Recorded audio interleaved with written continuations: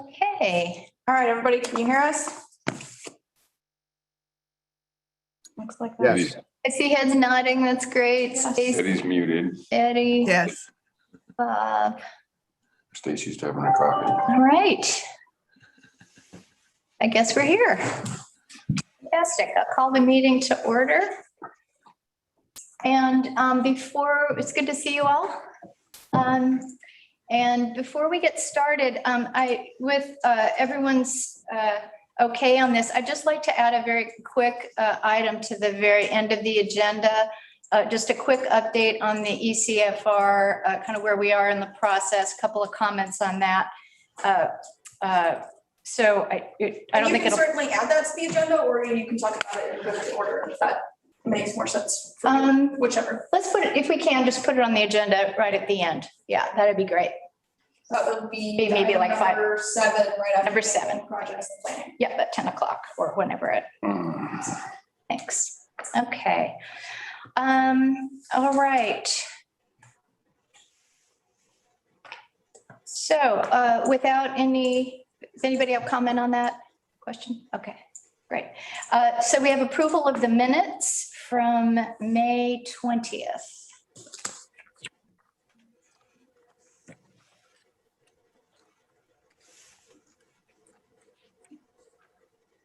I move that we approve the minutes as submitted. Oh, thanks. I was just pausing because I did have one, just very minor one, and then the motion. It is on page 4. It's the 3rd paragraph. It's just that one-line paragraph.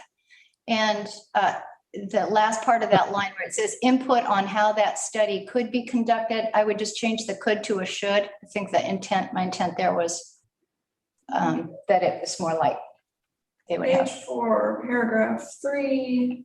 very last, third to the last word. Could to should. Study should be. Yeah, thanks. That's it. All right, thanks, Bob. I renew my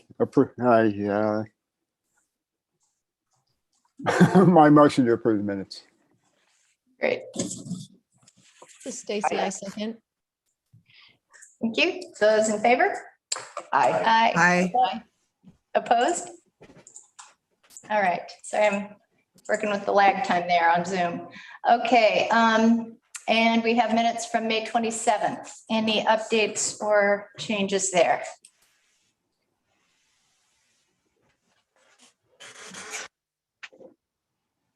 We have a motion? I Move move that to, those minutes. Oh, you go ahead, Barb. okay, I move to accept the minutes of the May I 27th. second. Those in favor? Aye. Aye. Aye. Opposed? All right, thank you. Do we have any public comment today? We did not have any requests to speak during public comment today. All right, so monthly state of the parks. Good morning. As usual, most of our efforts are ongoing landscape maintenance citywide, especially this time of year. The little bit of rain was nice. Some of the parking lots are bugging me, but we're trying to catch up.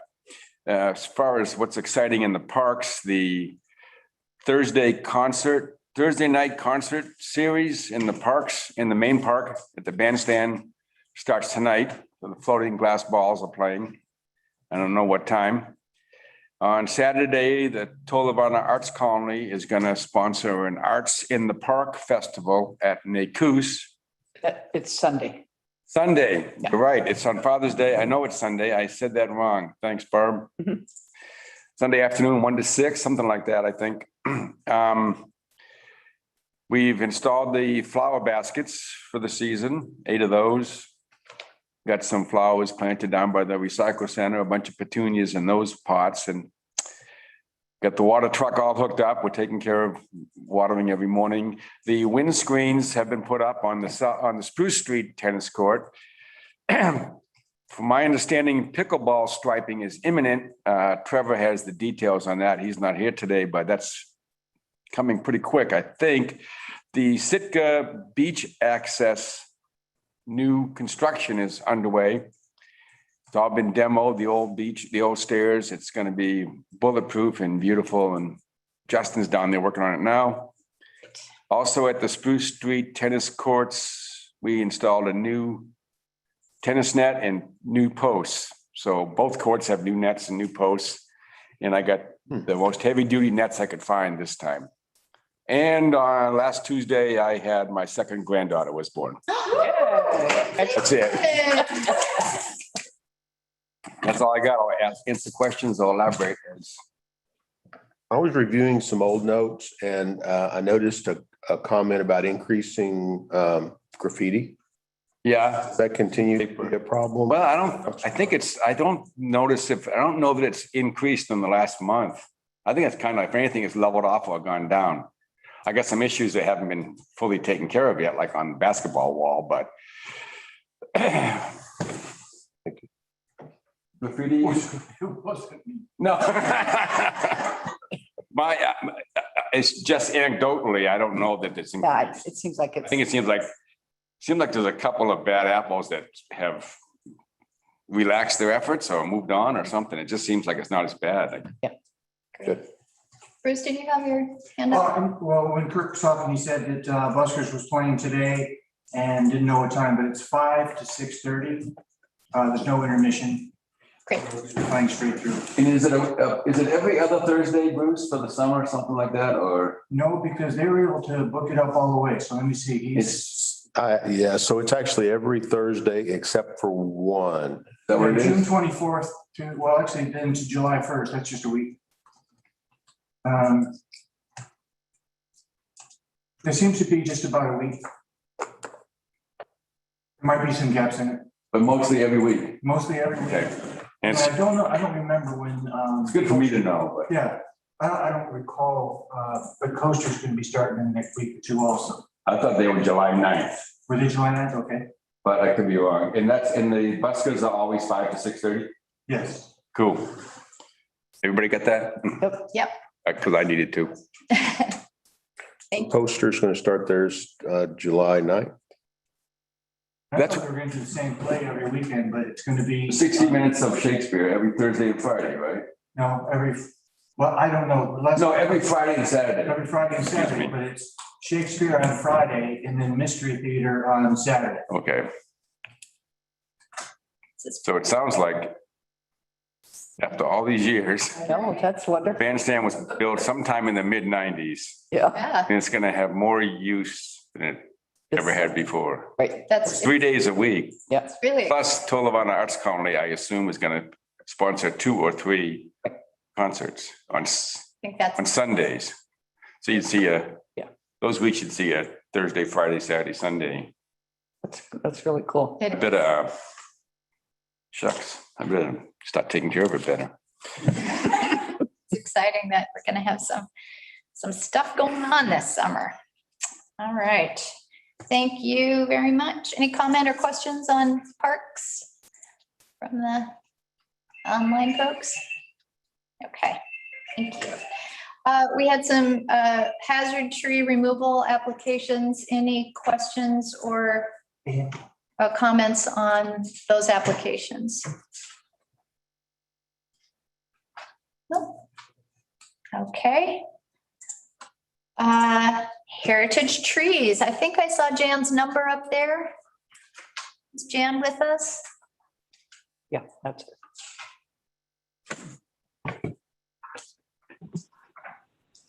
There you are. I'm here.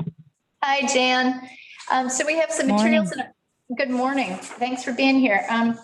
We have some materials in our packet from regarding the Heritage Tree Program and some other places that's already in place. So Jan, I'll turn it over to you, and then folks just be thinking about if you have questions or kind of what our next steps might be. So Jan, the floor is yours. Yes, so I'm just wanting to ask you, my understanding was that the Parks Committee would be the ones to take this forward with the council's blessing, and then the Cannon Beach Friends of the Trees would be here to assist you. So if you wanted to take the information that we sent, a while back to you about heritage trees, and then look into how to proceed with what you need as far as a city, an ordinance or whatever that you would recommend, criteria, all that you guys, your committee would be the one to put that together, and whatever you would need from our Friends of the Trees group, we would be glad to assist you. So that's basically what I understood from the council meeting. And, in the packet or the information in your packets, it has the nominating process as far as what's being done in Portland. And then eventually we would like to see a little map. That was Mayor Sam's wish, which I love that. And that little map that we put in your packets, that was from Lake Oswego, which was beautifully done. And I think that was started maybe in the 90s, the late 90s, and went up to maybe, I guess it was 2015 or something. So anyway, those are the papers that we sent you. And as far as what you would need to do as a committee for your getting all your recommendations together, I was hoping and thinking that the city, that the staff and such would be able to help guide this on the Parks Committee level to get the criteria straight, and we would do whatever you would like. We're starting a list of possible heritage trees, and we've also just asked the Garden Club folks yesterday to start keeping their list of trees. And so if everyone can be getting their personal lists together for trees they might like to see, that was a start that we were, thinking about as well. Great, thank you. So my recollection when we discussed this last time was that the committee was in favor of taking this on as part of our work. And it sounds like our next steps then would be to determine what it is that we would need to have in place if an ordinance is needed. We would need to be working on the language and process for that with staff. As Jan just mentioned, what the criteria would be. We can certainly look at some of these other programs to see how that's been approached. I imagine there would be an application process. There would probably want a home for this on the city website so people could be aware of it there. And so there'd be a public facing piece there and maybe even a brochure. I don't know, that might be something to think about with a map. So there are a number of different pieces here. And I'd love to hear from other folks on this. If you have specific ideas, more generally, I think maybe if we start putting this on our agenda, then we can start working each month on, kind of taking a chunk, and this might become one of the projects that we're working on. But I'm going to open it up and see if folks have other thoughts about this, either steps to proceed or things we want to be sure and include or be thinking about. Most of my questions were fairly specific and not appropriate at this point anyway, but I'm curious that the example we have does talk about that the approvals, the acceptance of the applications is by a heritage tree committee. Do we know, or Jan, do you know anything about the makeup of that committee in other areas? I don't, but what I thought was, that particular committee could be people who put their names forward to you guys or whomever, and then you guys as the tree board would be the ones, as in Portland, I think you guys would be the ones to to look at the list of the trees put together by that first committee, that tree committee. You guys would be the ones who would take it the next step. And then it would be the city council who would finalize the trees that were nominated. That's my understanding from reading about what they do in the Portland program. Did you understand it that way? No, that's good information for me. I was reading the factors for consideration. So, it talks about sufficient space and good health, and those are so generic that I wondered if there wasn't a need for some tree expertise to be a part of the. Well, there's always a city arborist at least, and we have a wonderful city arborist, Jeff Gerhardt, who would have to, inspect the trees. And if you go to the pages that we sent you, you would see that the nomination process. There's the first 2 pages after the initial page, which was from the Tree City USA Bulletin. On those next 2 pages with Portland Parks and Recreation, it has the nomination process where it starts May 1st, and that would be the annual nomination deadline. And then it goes to June, where the nominated trees would be inspected by the city arborist for health and sufficient growing space and all that. And then they would be visited by this Heritage Tree Committee, which I was thinking could be like volunteers who care about, the trees. And then they would, together, I think, with the city arborist, they would evaluate the criteria which you guys would be putting together, and possibly, you could have help from the city arborist in one of your meetings where you're putting this together. And then there would be a vote whether or not to move that nomination of the tree forward. And then, as it has here in the summer, the property owners and the neighbors of the nominees, they would be notified. And of course, some of the trees would be on public property. That wouldn't be such a problem. But the ones on the private property, the people whose property it was would have to give their consent for the trees.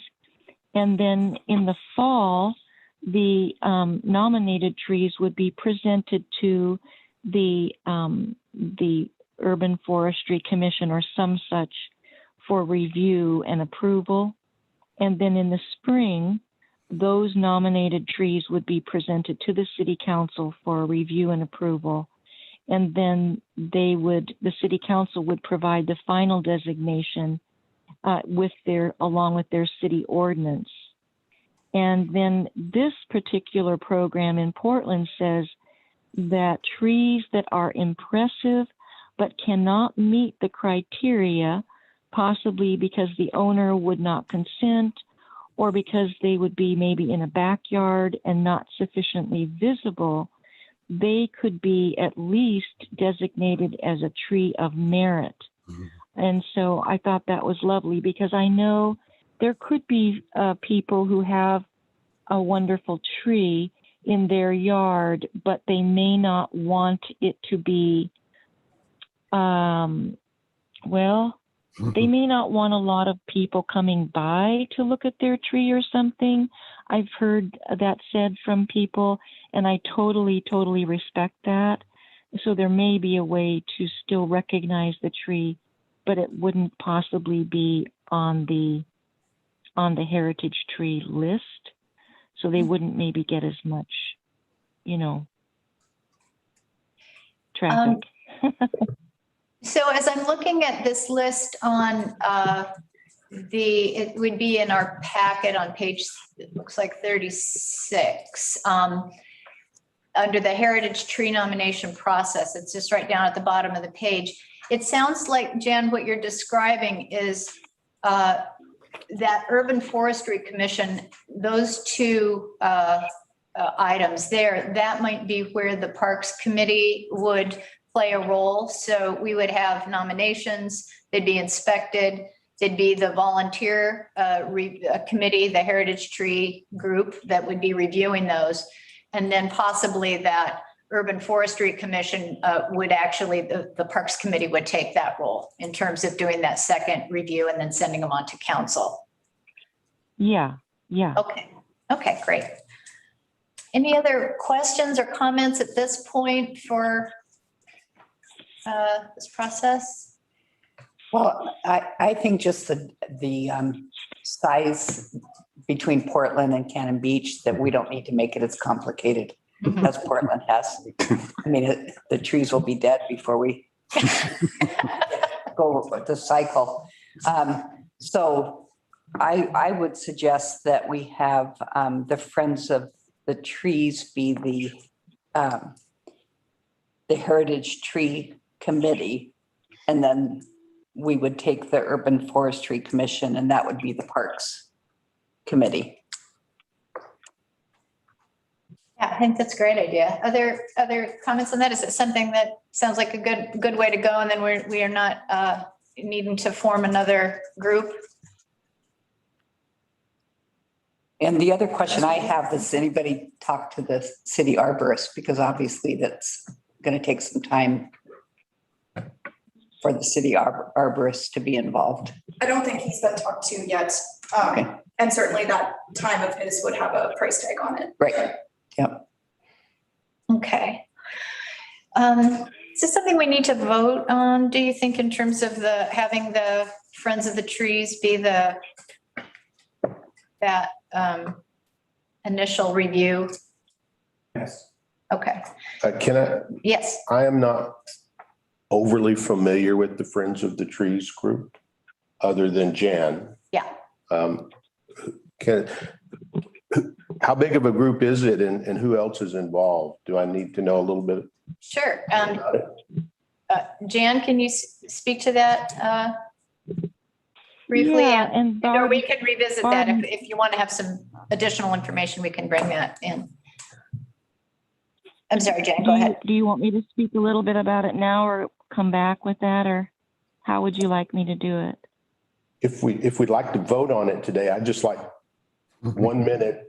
Sure. I mean, I'm sure they're local people, and I probably know maybe almost every one of them. I just am not familiar enough with the group. So, yeah. Oh, sorry. No, I'm sorry. Jen, why don't you give us a brief overview and then we'll kind of see if that fills in the information landscape here. And if not, we can get a little more for next time.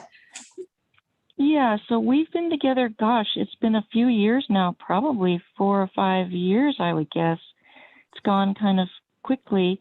And we formed in a way to help protect some of the trees, especially there was some trees being cut along the forested highway on 101. And some people got together to try to help that be as little as possible, because, you know, we really want to keep that forested corridor going. And so we worked with a number of people, and actually Jeff Gerhardt was chosen. He was not the city arborist at the time, but he worked with our little group to help save as many of the trees that ODOT was wondering if they were, you know, hazardous or whatever. And so everyone worked with ODOT, and that was a very positive experience for all of us. And through that, we just became an actual group and just started trying to help save as many of the trees in Cannon Beach, you know, in the city then as possible, and trying to help create more awareness of how much our trees really mean to our community. So that's basically what we've been doing. We're I would say altogether, you know, we're maybe about 10 people all together, but there's a bit of a core group that comes together. And I don't know if you know Nancy Shire. She's a wonderful gardener and person who cares very, very much about trees. And then Lou Hayes lives in the North End near me. She's another fabulous gardener. And then we did have Ed Johnson, who lived here many, many years. He's gosh, he must be probably close to 80 now. I think he is 80. He recently moved away, but his daughter and son-in-law, Kirsten Massabo and Phil Massabo, they've been part of the group from the beginning. In fact, they were some of the people who noticed some of the trees being cut on the highway. So they were instrumental in the formation of the group. And then there are other folks, Alan Simmons, who's a wonderful man down in Tolavana, who is one of the main folks in the Cannon Beach Garden Club. He's recently joined.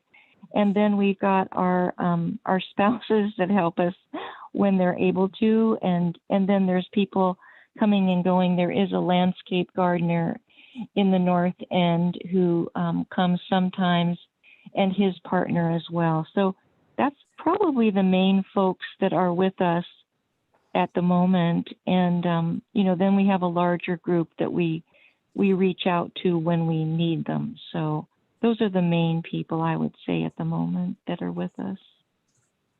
Thanks, Jan. Thank you. Yeah, Yeah. and then do you meet monthly or do you have a regular We- kind of meeting? We do. We normally meet during, once a month at least, but then during the pandemic, we've mostly been meeting just by phone when there's a situation that we need to deal with. So we have not been meeting in the homes. Usually we meet in each other's homes Sure. once a month, but during the pandemic, and we're just talking about starting up our home meetings again soon. Great. Thank you. Yes. So does that, and then, presumably if people were interested in serving on this, particularly interested in the Heritage Tree Program or wanting to be a part of Friends of the Trees with that particular focus, they'd be able to then let you know and start participating that way. Is that correct?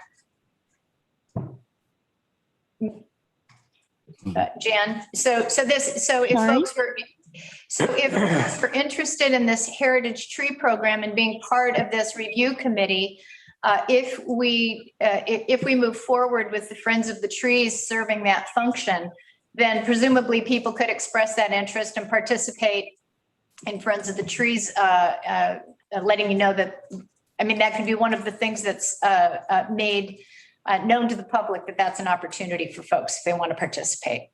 Is that correct? Oh, yes. Great. Yes.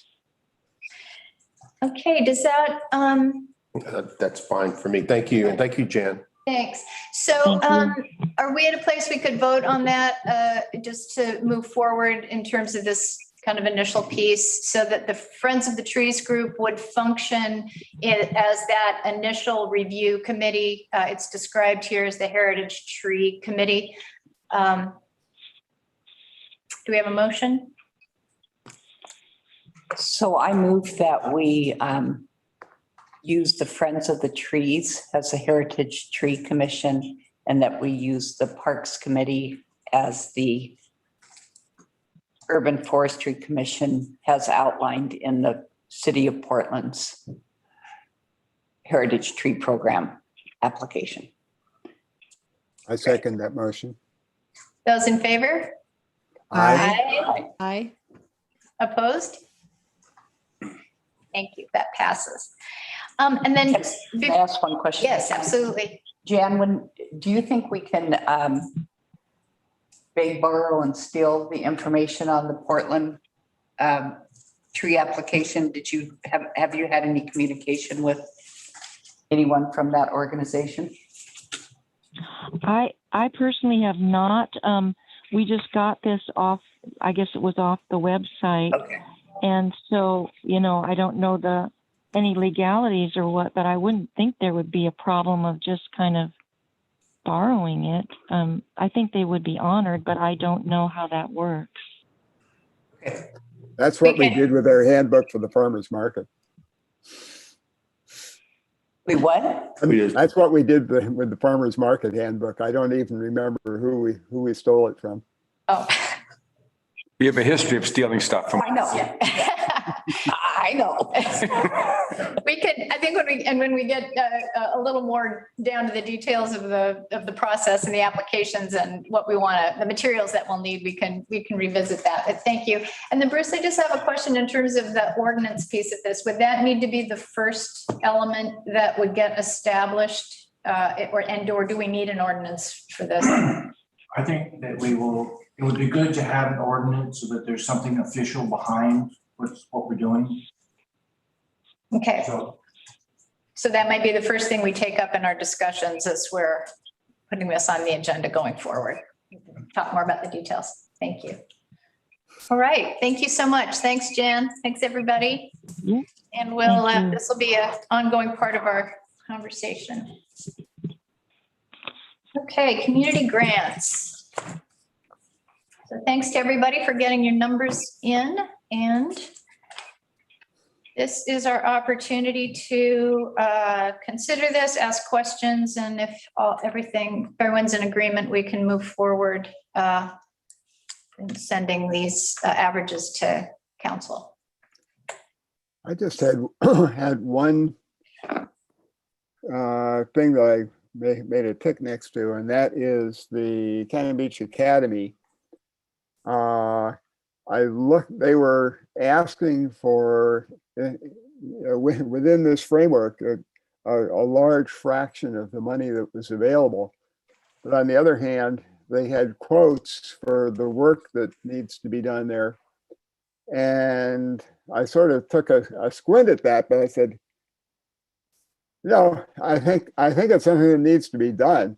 If we're only giving them something like, if we're only asking the city to give them something over half of what they asked for, does somebody have a notion of whether they're going to find the rest of that money someplace else, or where they're going to go with that?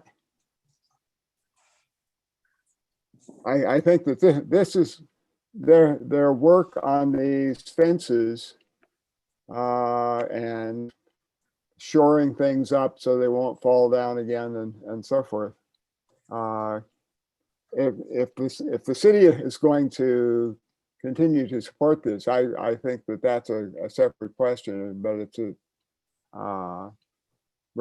we're going on the assumption that this is where we're going. We're going to have this. We're going to have the academy. This is the way it's going to work. That's where it's going to be, and so forth. I think if we're going to do that, we can't have them operating in an unsafe way. That's me talking too much.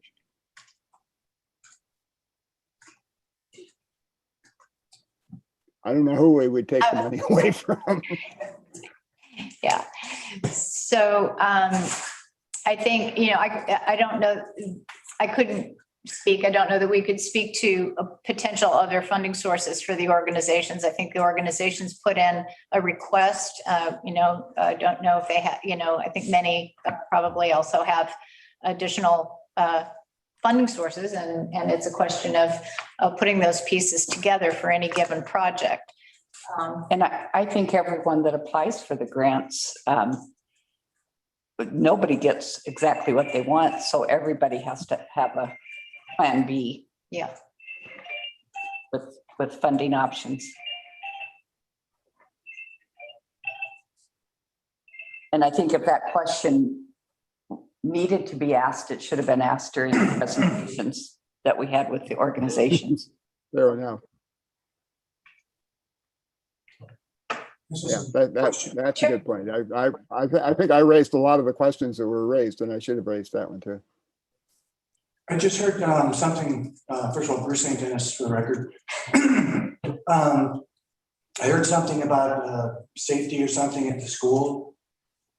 And I just want to The Cannon Beach Academy. kind of perked up my ears.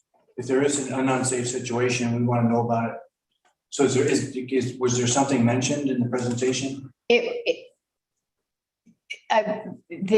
is for a periphery fence, and I believe, yes, it's periphery fence around the property, and I believe there are several components to repairing that. There was the actual fence there was also an additional component that had to do with an embankment and wanting to shore that up. Okay, So- so we're working with them on that. Yeah, Okay, That's fine. So that- Okay, great. So the Yeah. city's aware of that, and it Yes. sounded like they were presenting the committee with the whole, with the totality of everything they would like to see done. Right. And then in terms of assessing what's more immediate and the different pieces of that, I think, Right. but it's great to know the city's working with them on that as well. Yeah, and our lease with them says that they have to, do those improvements, something like that. Mhm. Okay, all right, thank you. Yeah, thank you. So I have a question for Bob about the organizations that you gave recommended zero amounts to. Yes, I would like some rationalization that's a for reasonable question. zeros.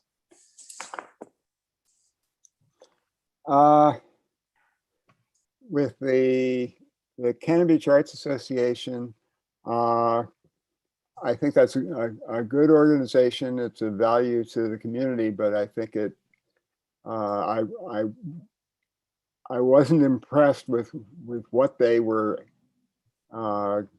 saying that they needed the money for, and I feel that in general they ought to be more self-supporting, and it's like my impression of their application was that it's just sort of, okay, well, let's see, what shall we ask for this time?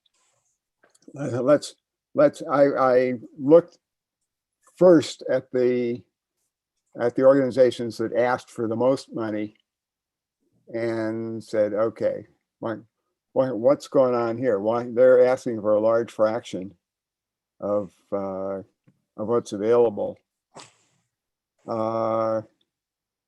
I guess somewhat similarly with the Sullivan Arts Colony, that if I know as far as where their facility, I think is in a city-owned building, and maybe this is an issue that has already been thrashed out before I was around or before I was paying attention. If that is being a situation, maybe it ought to go the direction of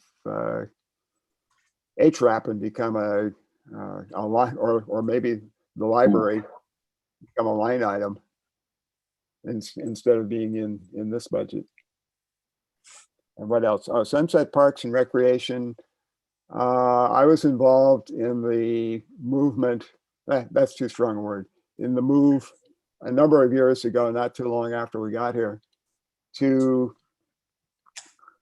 for the parts of the city that were within that district to secede and to no longer be on the grounds that we didn't getting that much benefit from it.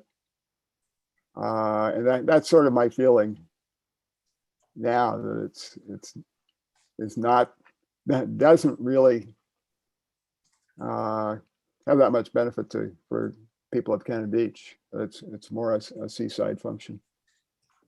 Let's see, was there anything else? Coaster Theater. Again, I think they were asking for money for scholarships, and I realize that now, since they don't have any plays to put on so they're not getting money for people paying for ticket present, that they don't have much income. But just as a generalization, it's like I felt like they said, okay, let's see, what shall we ask for some money for this year?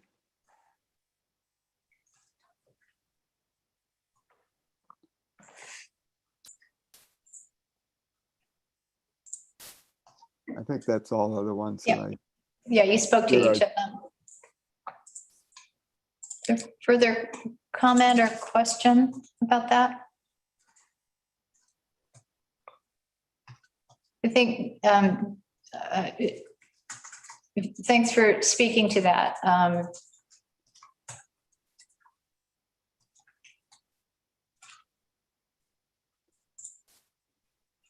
It's, I think, not typically been the case that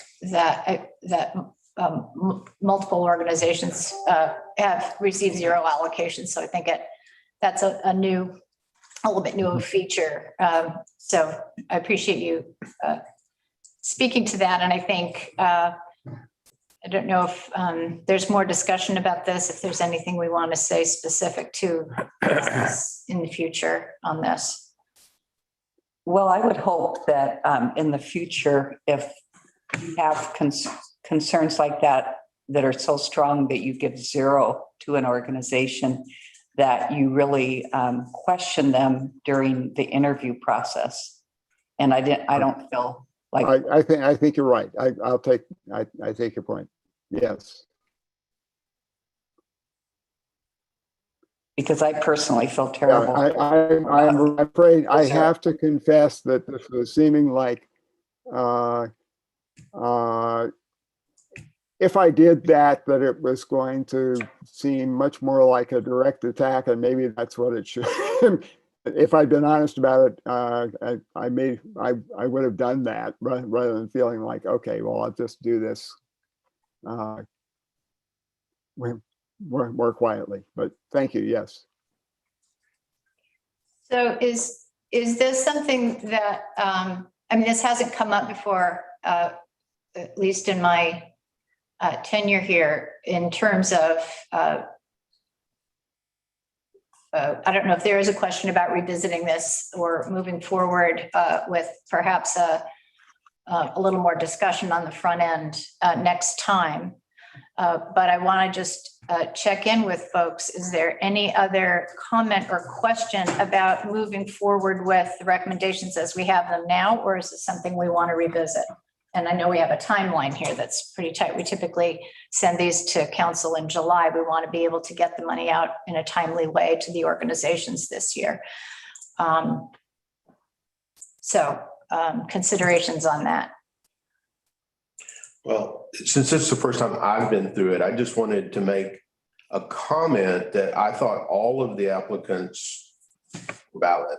They had offered good value to the community. They had good rationales. My process was a little different than Bob's, but I will say at the end of the way I tried to work through it, I had some extra money to allocate. And I did tend to stay away from the organizations that Bob kind of focused on with the zeros. But in my mind, I was trying to make sure that the places that I thought touched the most people beneficially, the ones in need, maybe that's the way to describe it. And so I tried to give them some additional consideration. And again, that's just the way I approached it. I would love to hear more about how everybody thought about it, because I studied the spreadsheet in some detail, and it was obviously different ways people came to the places they came to. And I'm very interested in learning more about that. Maybe not today, but it was very interesting to me.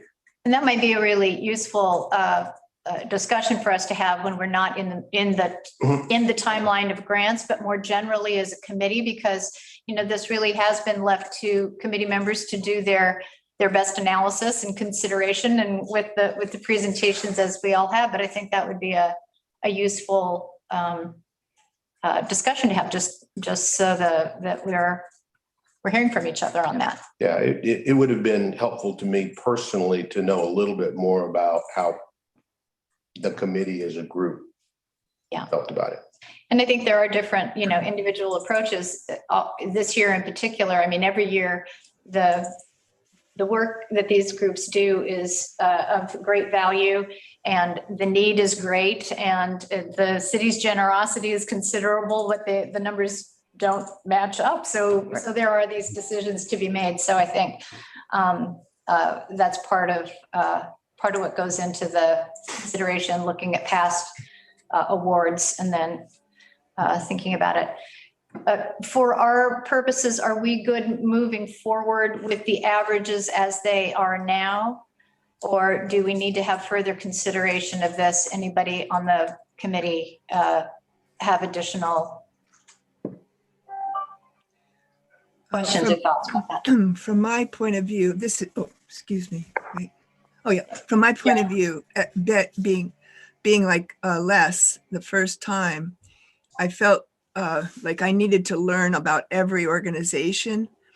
And I questioned people from Astoria asking for money from Cannon Beach and Seaside. And so that was tricky for me. And I felt like the people that were in town working for the town, like the arts centers, they needed our consideration because I've been in the nonprofit world and I know how difficult it is to just keep things going. So I don't know how we can judge whether somebody in Astoria should be asking for money in Cannon Beach, but I think we need to talk about that too, because they say, well, some people come up here, but how do we know that? We didn't have any real facts. So I was just going by the organization and trying to give each one a reasonable amount of money. But I would love to have a conversation with the group in the future about how we decide. And if we need more criteria, that might be helpful too.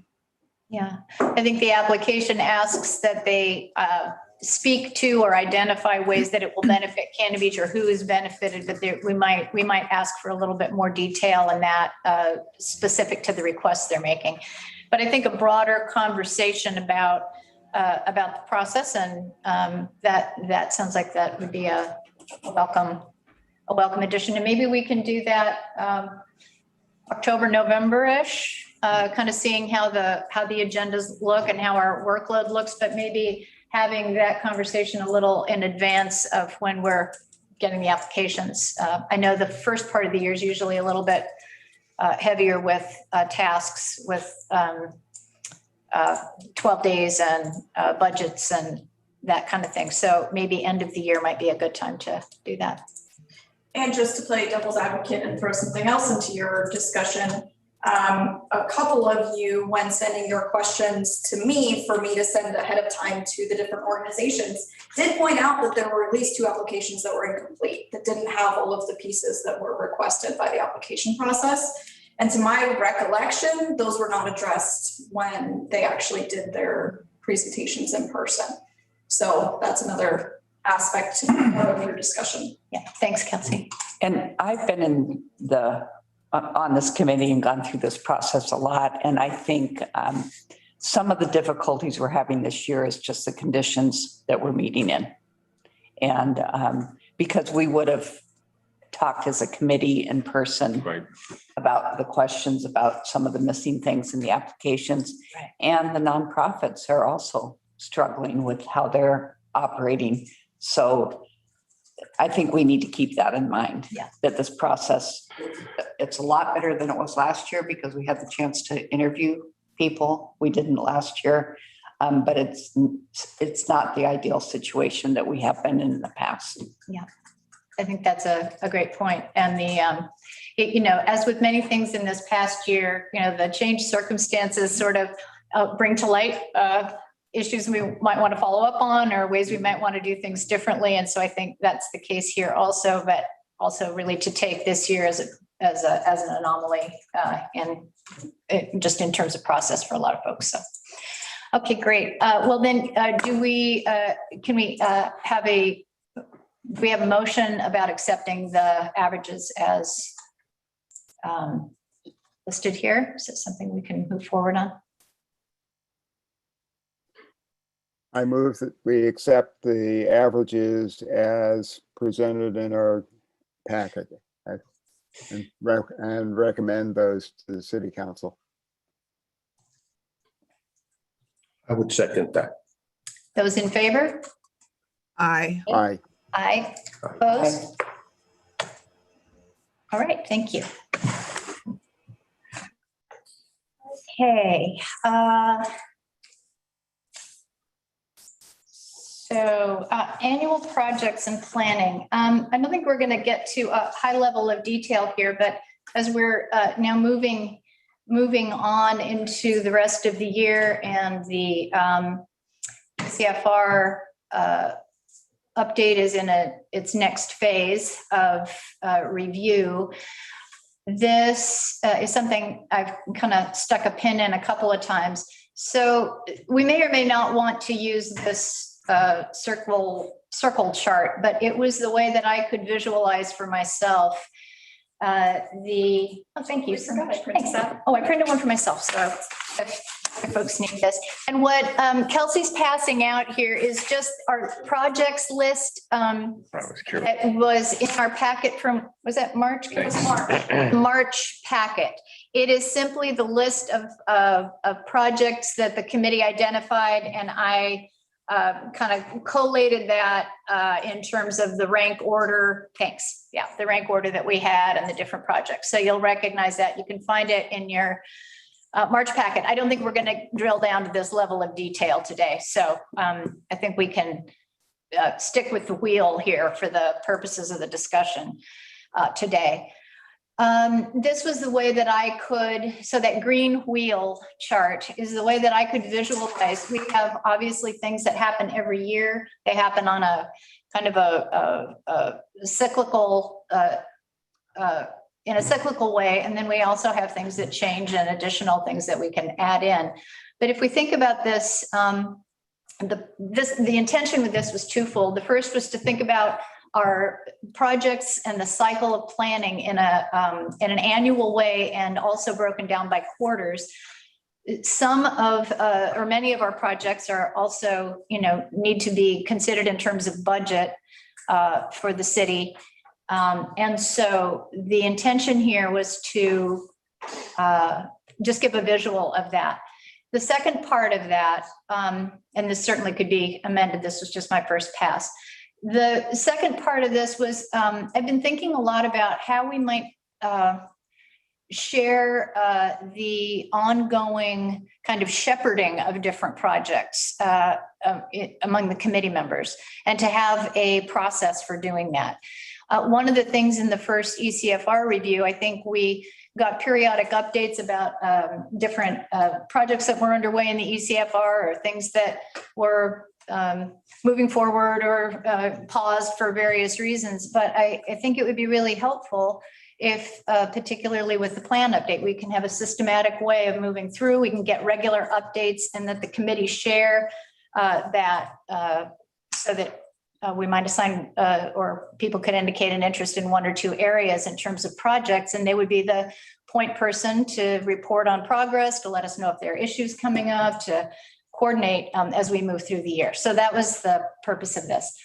So I'd like to open it up and hear from the committee if there are other ideas about how we might want to do this, revision, just your input on this as a way to start this conversation, and I will open up the floor.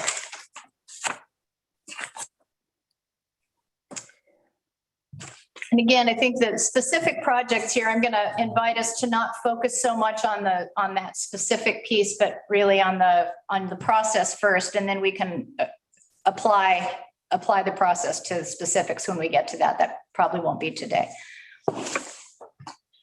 I like the idea a lot.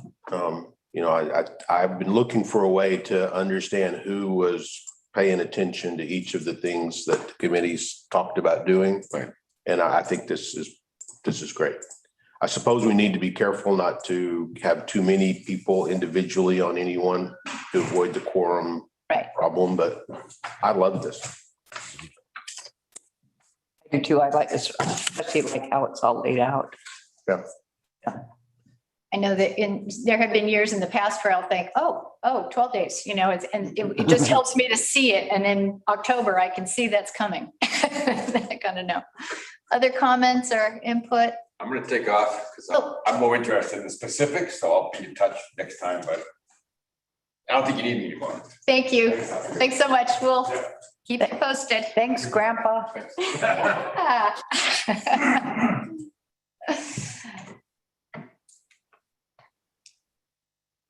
Any comment from the folks on Zoom? I think we've heard from the folks in the room here. I agree with the people in the room. I really appreciate this organized chart, and it gives me a view of what's coming up. And yeah, it's nice to have a process to look forward to.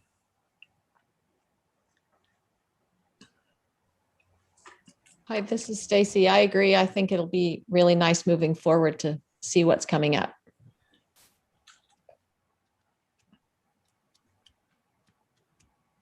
Yep. Okay, great. As you're looking at this, does this appear accurate in terms of everybody's understanding of how we move through the process and kind of the timeline that we need to be thinking about things? This year, I think we were a little compressed in time, but in terms of talking about projects, getting budget estimates to staff. So based on our discussion today about the grants program, we need to make sure that in October, we add a component that's a grant process and evaluation of the application. Okay. Good. Grants process, discussion, and application. Evaluation. Okay. Great, thank you.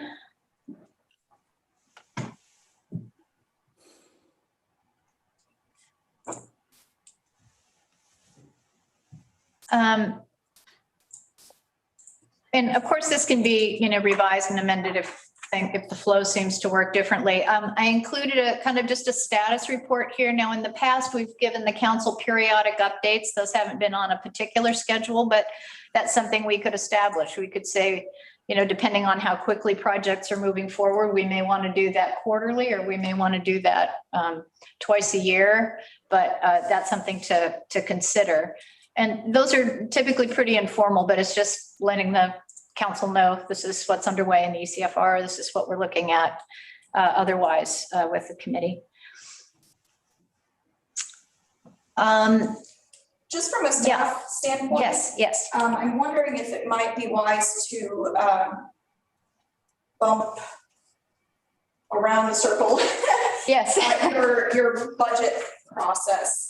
Right. Simply because you have that kind of penciled in for January through March. And staff starts looking at budget in January. We start prepping stuff as Lori requests.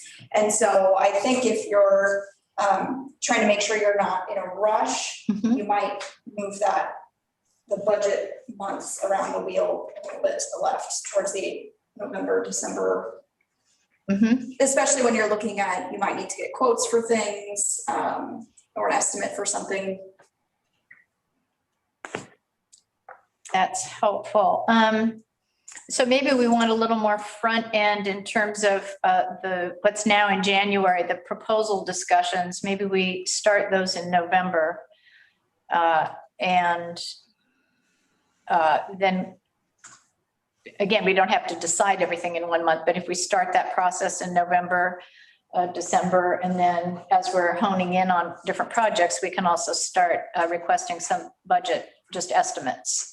Again, none of this is fixed in stone, but it's more to give the staff a ballpark so they know how to be framing that for council. So does the committee typically provide cost estimates of any kind to the city? I mean, I only have this year to work on, and this year we provided projects to Karen with sufficient detail that she costed it. Yeah. Right. So Yeah, I if think that's the process, then the way the timeline's laid out works, I thought, very well. Or if we're going to get cost estimates, then I would certainly say we need more time. and I just didn't think we did that. yeah, I don't think that's a And committee. that's not my intention to imply that. Sorry if I. No, I just wanted to clarify in my own head. Yeah, I think that's something city staff I think definitely has to Karen do. was pretty clear. This year, yeah, she was looking for that information in the early part of March, Right. what you've reflected. And she's not available, but I don't have any problem moving it forward. But right now, the way you started, what's that? Karen's here on the phone. Oh, is she? Yeah. Oh, okay. I just understood that she wasn't here. Yeah. Sorry.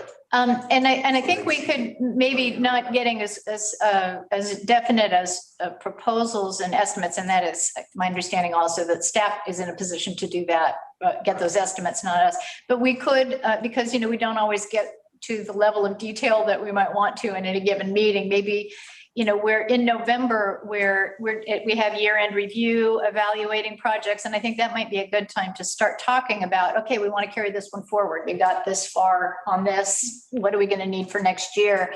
And if we start kind of combining both the year-end review and the looking ahead discussion in November, December, then I think we'll be in a good position to request that. Other thoughts on that? Then the other thing that I might want to be looking at, and here again, it's this would bring you to the specific projects that we've proposed. We have not as yet been able to say these are the ones we're definitely going to take on, though I think on the in the ECFR, we have put some time in on the kiosk and signage. We've made some progress in terms of our hopes for that. And intentions there. We've added the road naming. That's something that doesn't have a budget component, but that was our second highest priority. And then starting to talk about the Blackberry pilot projects. In the city projects inside the city limits, the Midtown restroom, I don't know that that's anything. I mean, we put it as our highest priority, but I think the city is in process with that. Is that correct? Karen has a preliminary design, believe, well, there might be some changes to it. We're going to be taking it to DRB so that it's done. That step has been taken, and we're pursuing funding. Great. Okay. So there may or may not be, perhaps looking at that and, having input on it, but I think that's moving forward. But we can look at the other projects here. The pickleball striping is working underway, but the Les Shirley interpretive signs, the beach access path, variety of other projects here. So if everyone's, Excuse me. We've been approached, or the city have been approached by the tribal organization about putting in some interpretive signs different than the ones that were there. Mhm. So we're going to be putting in the rock probably in the next month or so. But there is another proposal from outside to put something in Les Shirley. Great. So that would be a great maybe place for us to bring that conversation, to join those conversations, I think, going forward. So for the purposes of today, being mindful of the time, if everybody can just take a look at our tasks, at our projects that we've proposed, be thinking about what you might be interested in. I think Betty indicated an interest earlier, possibly in the signage issue in the beach access. But we can be thinking about that. Les's point is a good one. We want to keep this to 1 to 2 people. Maybe 2 people could be working on a project if it's a larger one, just in terms of shepherding it along. But we want to be mindful that we don't have a quorum ever at meeting to discuss. And then next month, maybe we can revisit this and see where people land. Their interests and what they're inclined to want to do, and see if we can get a clear step forward.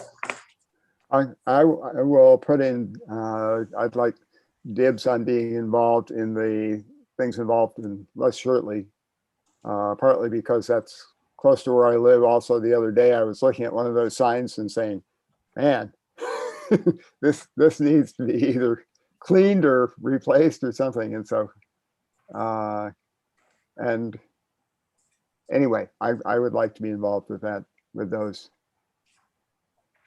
Great. Well, I think, it sounds like we're going to have a combined conversation about Les Shirley, some proposals that have been made. And then when we meet next month, we can talk together about who's interested in what and how that kind of sorts out, how we want to move forward. All right. So our last item, I just wanted to touch base with folks about the ECFR quick update if you hadn't been following the council meetings. The materials that we submitted have been approved by council.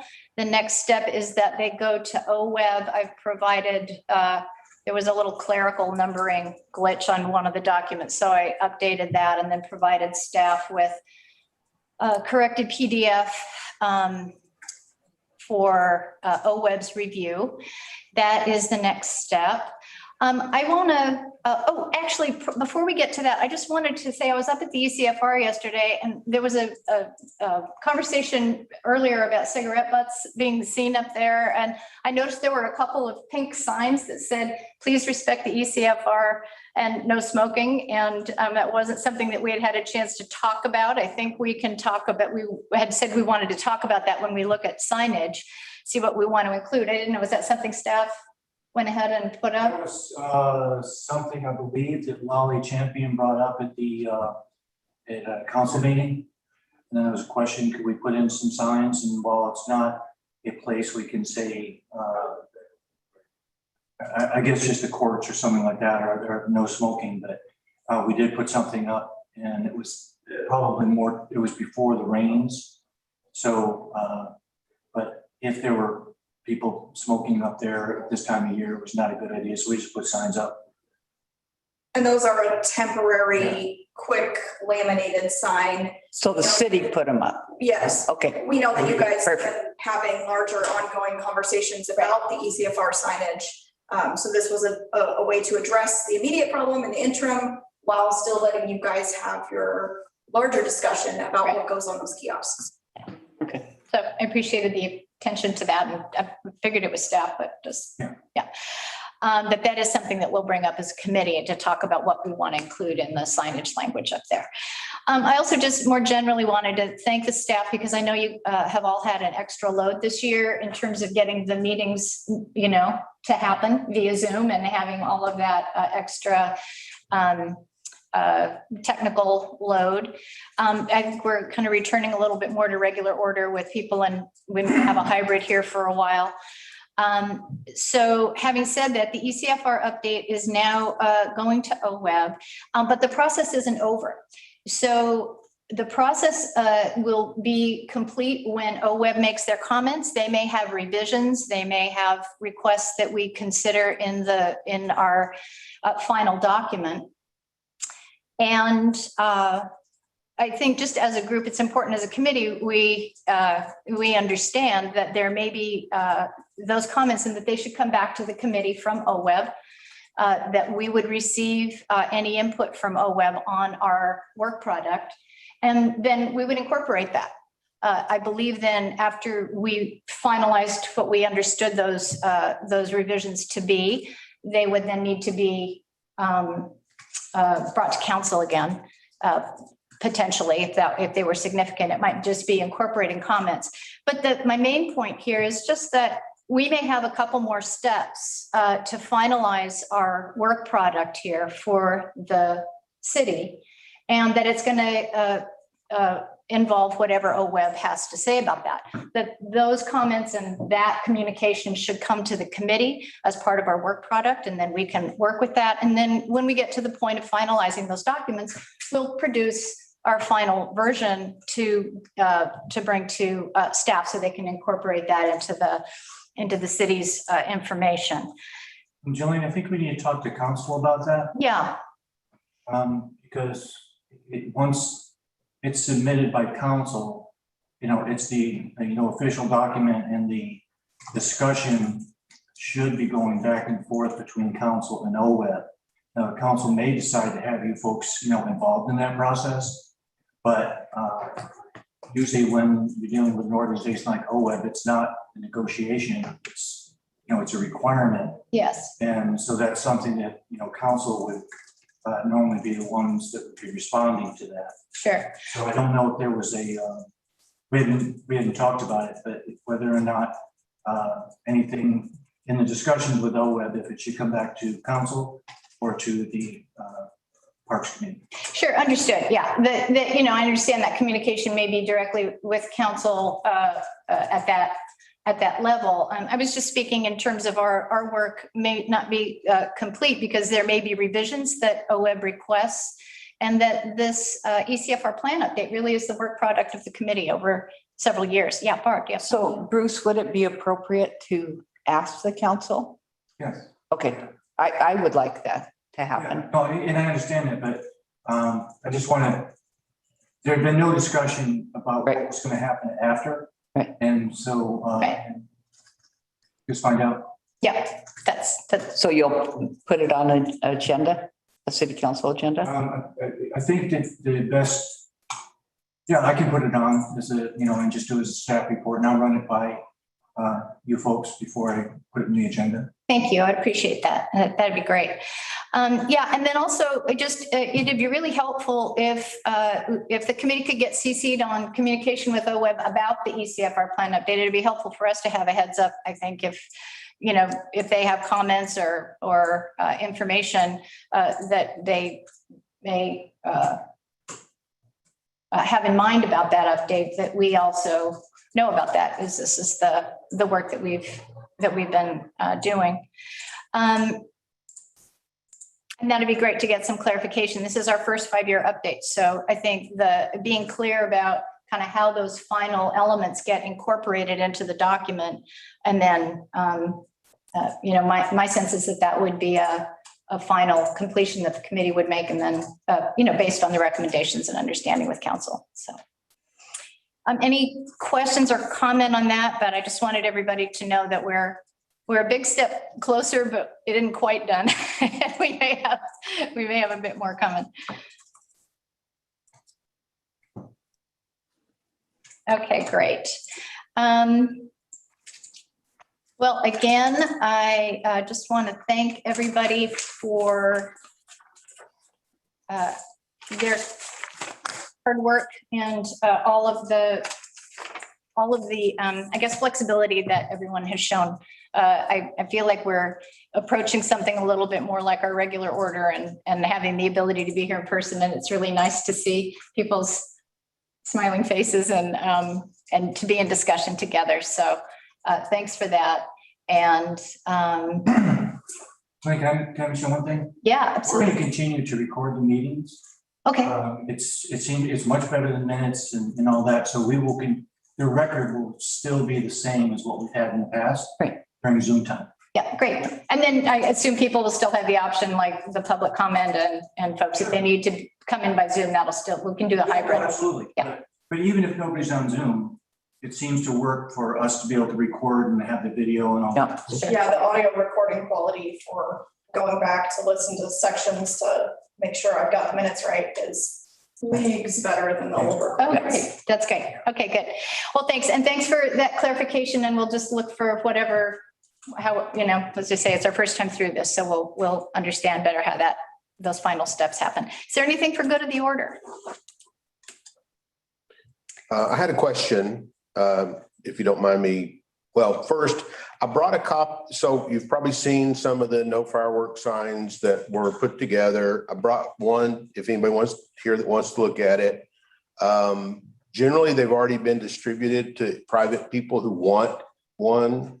I don't think that there really are more than a handful. Thank you, Kelsey. More than a handful that may still be available, but there are about 20 signs that have been reserved. And Bruce, help me make sure I don't misspeak.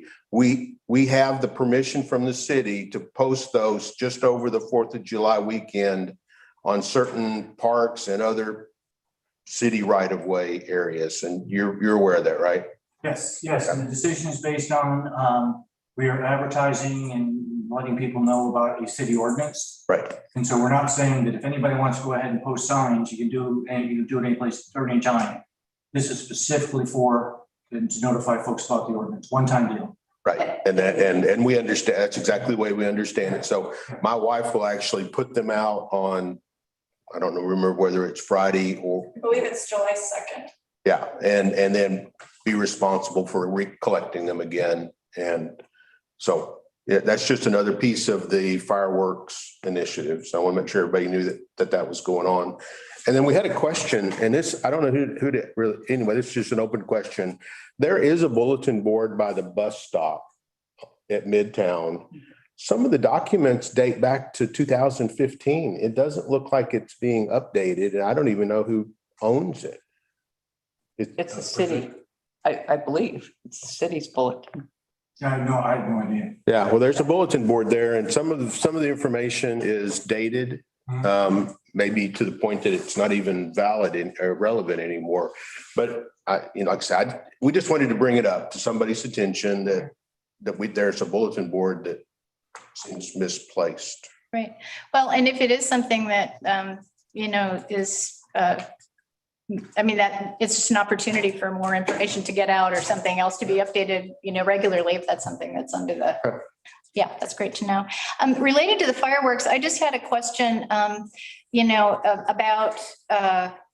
over that weekend, are there any volunteer opportunities or folks, I don't know if the city's talked about this at all, but just, how as citizens we can support that effort to let people know that there are no fireworks and that it's maybe a little bit different deal.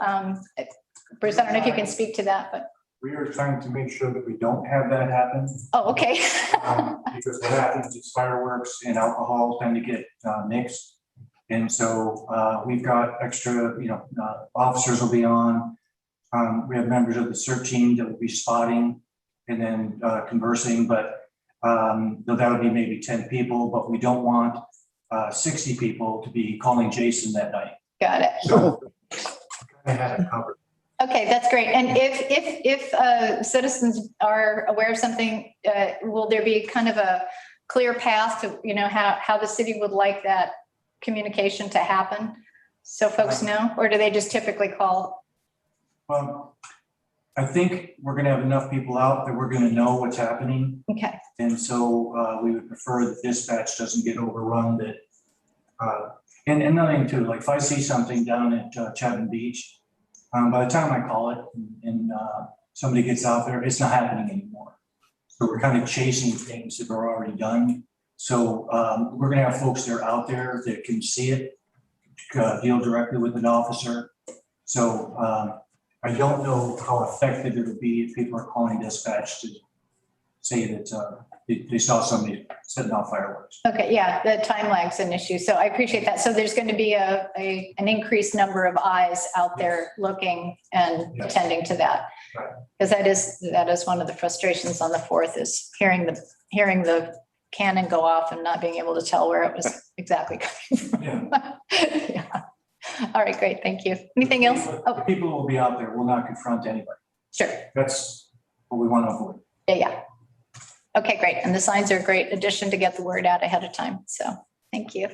Okay, well, thank you all. Anything else for good of the order? Any other comments? Thanks, everybody. We are adjourned and we'll see you next time.